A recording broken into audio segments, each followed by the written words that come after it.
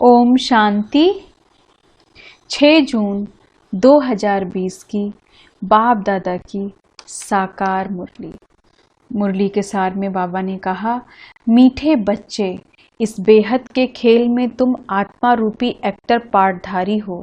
तुम्हारा निवास स्थान है स्वीट साइलेंस होम, जहां अब जाना है। प्रश्न है आज का, जो ड्रामा के खेल को यथार्थ रीति जानते हैं, उनके मुख से कौन से शब्द नहीं निकल सकते?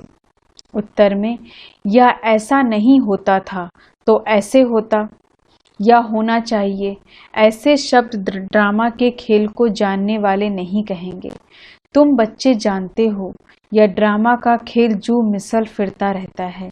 जो कुछ होता है सब ड्रामा में नूद है, कोई फिक्र की बात नहीं है। अब मुरली विस्तार से। ओम शांति। बाप जब अपना परिचय बच्चों को देते हैं तो बच्चों को अपना परिचय भी मिल जाता है। सब बच्चे बहुत समय देह अभिमानी होकर रहते हैं।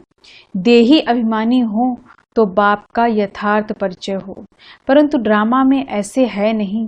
भल कहते भी हैं भगवान गॉडफादर है, रचता है, परंतु जानते नहीं हैं।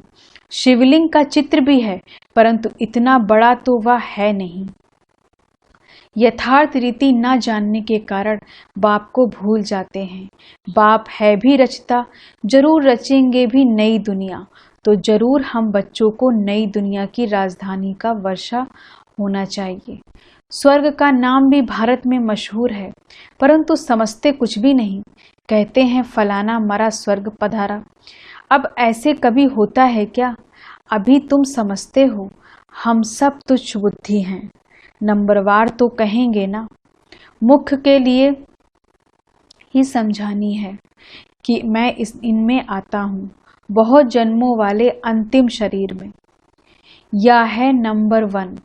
बच्चे समझते हैं अभी हम उनके बच्चे ब्राह्मण बन गए। यह सब है समझ की बातें। बाप इतने समय से समझाते ही रहते हैं, नहीं तो सेकंड की बात है बाप को पहचानना। बाप कहते हैं मुझे याद करेंगे तो तुम्हारे विकर्म विनाश होंगे।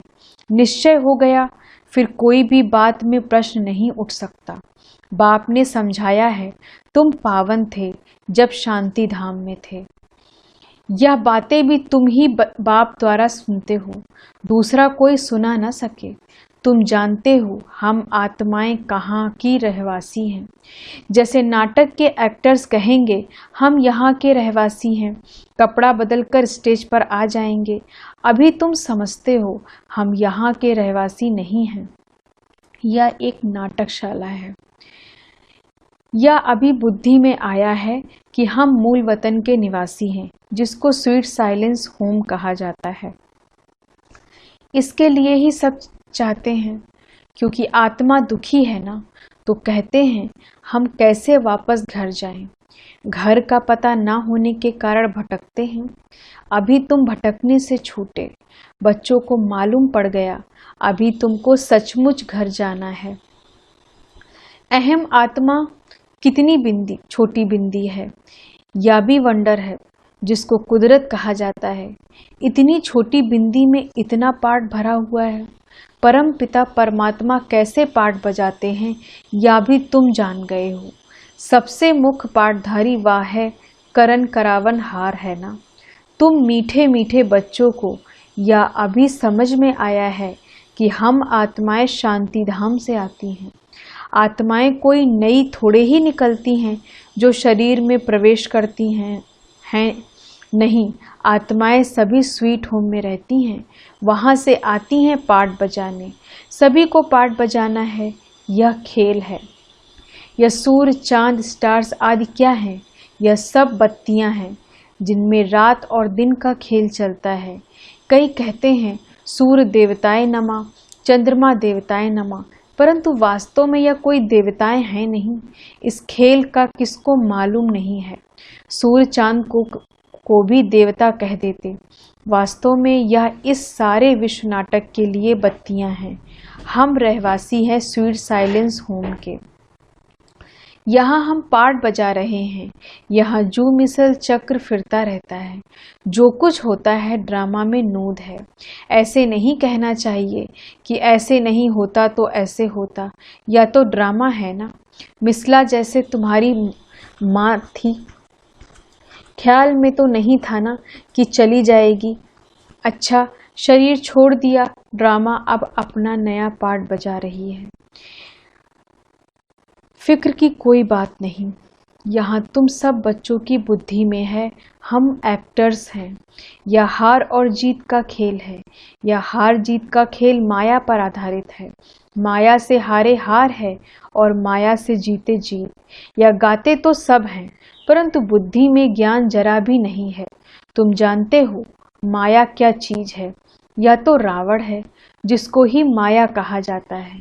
धन को संपत्ति कहा जाता, धन को माया नहीं कहेंगे।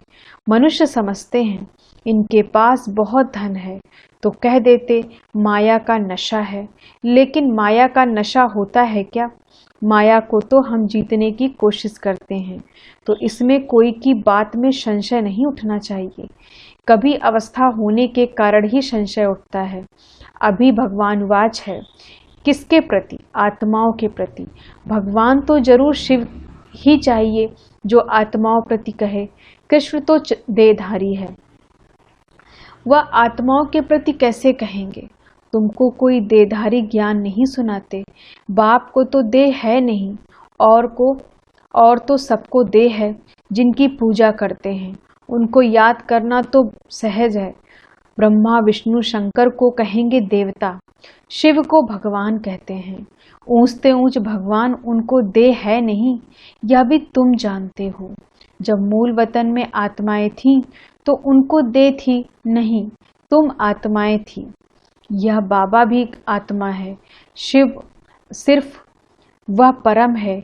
इनका पाठ गाया हुआ है, पाठ बजाकर गए हैं, तभी पूजा होती है। परंतु एक भी मनुष्य नहीं जिसको यह मालूम हो 5000 वर्ष पहले भी परमपिता परमात्मा रचता आया था। वह है ही हेवनली गॉडफादर।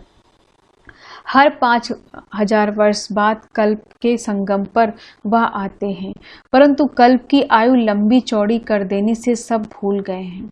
तुम बच्चों को बाप बैठ समझाते हैं, तुम खुद कहते हो बाबा हम आपसे कल्प कल्प मिलते हैं और आपसे वर्षा लेते हैं, फिर कैसे गवाते हैं? यह बुद्धि में है। ज्ञान तो अनेक प्रकार के हैं, परंतु ज्ञान का सागर भगवान को ही कहा जाता है। अब यह भी सब समझते हैं विनाश होगा जरूर। आगे भी विनाश हुआ था, कैसे हुआ था यह किसको भी पता नहीं है। शास्त्रों में तो विनाश के बारे में क्या क्या लिख दिया है। पांडव और कौरव की युद्ध कैसे हो सकती है? अभी तुम ब्राह्मण हो संगम युग पर। ब्राह्मणों की तो कोई लड़ाई है नहीं। बाप कहते हैं तुम हमारे बच्चे हो, नॉन वायलेंस, डबल अहिंसक। अभी तुम निर्विकारी बन रहे हो, तुम ही बाप से कल्प कल्प वर्षा लेते हो। इसमें कुछ भी तकलीफ की बात नहीं, नॉलेज बड़ी सहज है। 84 जन्मों का चक्र तुम्हारी बुद्धि में है। अभी नाटक पूरा होता है, बाकी थोड़ा टाइम है। तुम जानते हो अभी ऐसा समय आने वाला है जो साहूकार को भी अनाज नहीं मिलेगा, पानी नहीं मिलेगा। इसको कहा जाता है दुख के पहाड़। खूने नाहक खेल है ना। इतने सब खत्म हो जाएंगे। कोई भूल करते हैं तो उनको दंड मिलता है। इन्होंने क्या भूल की? सिर्फ एक ही भूल की जो बाप को भूले हैं। तुम तो बाप से राजाई ले रहे हो, बाकी मनुष्य तो समझते हैं मरे की मरे। महाभारत लड़ाई थोड़ी भी शुरू हुई तो मर जाएंगे।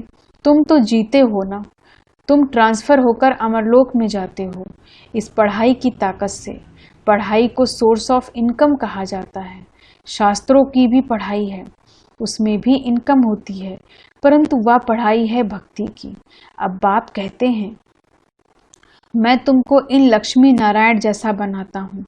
तुम अभी स्वच्छ बुद्धि बनते हो। तुम जानते हो हम ऊंचते ऊंच बनते हैं, फिर पुनर्जन्म लेते लेते नीचे उतरते हैं। नए से पुराना होता है, सीढ़ी जरूर उतरनी पड़े ना। अभी सृष्टि की भी उतरती कला है। चढ़ती कला थी तो इन देवताओं का राज्य था, स्वर्ग था, अभी नरक है। अभी तुम फिर से पुरुषार्थ कर रहे हो स्वर्गवासी बनने के लिए। बाबा बाबा करते रहते हो, ओ गॉड फादर कह पुकारते हो, परंतु यह थोड़े ही समझते हो कि वह आत्माओं का बाप ऊंच से ऊंच है। हम उनके बच्चे, फिर दुखी क्यों? अभी तुम समझते हो दुखी भी होना ही है। यह सुख और दुख का खेल है ना। जीत में सुख है, हार में दुख है। बाप ने राज्य दिया, रावण से छीन लिया। अभी तुम बच्चों की बुद्धि में है। बाप से तुमको स्वर्ग का वर्षा मिलता है। बाप आया हुआ है, अभी सिर्फ बाप को याद करना है तो पाप कट जाएंगे। जन्म जन्मांतर का सिर पर बोझा है ना, यह भी तुम जानते हो। तुम कोई बहुत दुखी नहीं होते हो। तुम कुछ सुख भी है, आटे में नमक, जिसको काग विष्ठा समान सुख कहा जाता है। तुम जानते हो सर्व का सद्गति दाता एक ही बाप है। जगत का गुरु भी एक ठहरा, वानप्रस्थ में गुरु किया जाता है। अभी तो छोटे को भी गुरु कह देते हैं कि अगर मर जाए तो सद्गति को पाएगी। बाप कहते हैं वास्तव में किसको भी गुरु नहीं कह सकते। गुरु वह तो जो सद्गति दे। सद्गति दाता तो एक ही है, बाप एक ही है। बाकी क्राइस्ट, बुद्ध आदि कोई भी गुरु नहीं। वे आते हैं तो सबको सद्गति मिलती है क्या? क्राइस्ट आया, उनके पीछे सब आने लगे जो भी उस धर्म के थे। फिर उनको गुरु कैसे कहेंगे जबकि ले जाने के लिए निमित्त बने हैं। पतित पावन एक ही बाप को कहते हैं। वह सबको वापस ले जाने वाला है। स्थापना भी करते हैं, सिर्फ सबको ले जाएं तो प्रलय हो जाए।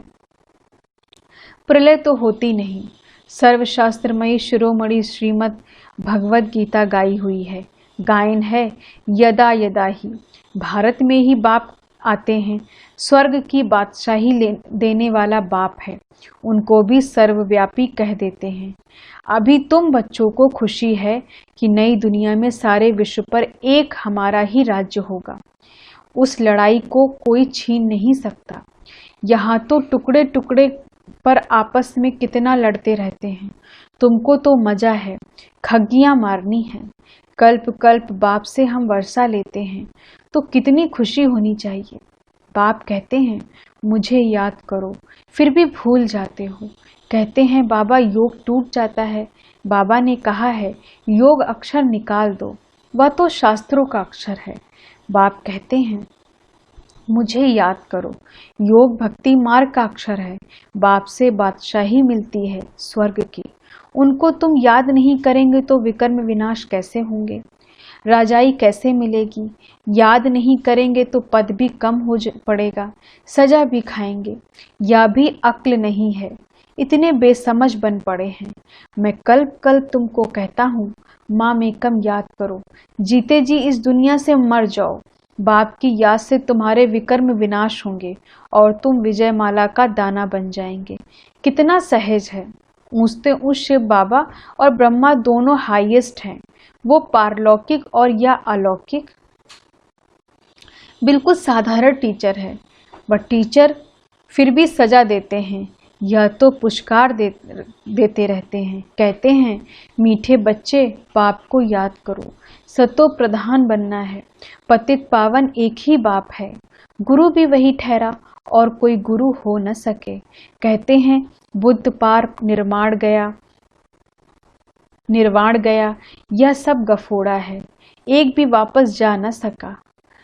सबका ड्रामा में पार्ट है। कितनी विशाल बुद्धि और खुशी रहनी चाहिए। ऊपर से लेकर सारा ज्ञान बुद्धि में है। ब्राह्मण ही ज्ञान उठाते हैं, न शूद्रों में न देवताओं में यह ज्ञान है। अब समझने वाला समझे, जो ना समझे उनको मौत है। पद भी कम हो जाएगा। स्कूल में भी नहीं पढ़ते हैं तो पद कम हो जाता है। अल्फ बाबा बे बादशाही। हम फिर से अपनी राजधानी में जा रहे हैं। यह पुरानी दुनिया खत्म हो जाएगी। अच्छा, मीठे मीठे सिकी लधे बच्चों प्रति माता पिता बाप दादा का याद प्यार और गुड मॉर्निंग। रूहानी बाप की रूहानी बच्चों को नमस्ते। हम रूहानी बच्चों की रूहानी बाप दादा को गुड मॉर्निंग, नमस्ते नमस्ते नमस्ते। धारणा के लिए मुख्य सार। पहली पॉइंट में बाप हमें ऐसे नए विश्व की राजाई देते हैं जिसे कोई भी छीन नहीं सकता। इस खुशी में खग्गियां मारनी है। दूसरी पॉइंट, विजय माला का दाना बनने के लिए जीते जी इस पुरानी दुनिया से मरना है, बाप की याद से विकर्म विनाश करने हैं। वरदान है आज का, एक के साथ सर्व रिश्ता निभाने वाले सर्व किनारों से मुक्त संपूर्ण फरिश्ता भव। एक के साथ सर्व रिश्ता निभाने वाले सर्व किनारों से मुक्त संपूर्ण फरिश्ता भव। विस्तार से, जैसे कोई चीज बनाते हैं, जब वह बनकर तैयार हो जाती है तो किनारा छोड़ देती है। ऐसे जितना संपन्न स्टेज के समीप आते जाएंगे उतना सर्व से किनारा होता जाएगा। जब सब संबंधों से वृत्ति द्वारा किनारा हो जाएगा, अर्थात किसी में भी लगाव ना हो, तब संपूर्ण फरिश्ता बनेंगे। एक के साथ सर्व रिश्ते निभाना यही ठिकाना है। इससे ही अंतिम फरिश्ते जीवन की मंजिल समीप अनुभव होती है। बुद्धि का भटकना बंद हो जाएगा। स्लोगन है आज का, इसने ऐसा चुंबक है जो ग्लानि करने वालों को भी समीप ले आता है। इसने ऐसा चुंबक है जो ग्लानि करने वालों को भी समीप ले आता है। ओम शांति। धन्यवाद बाबा, धन्यवाद।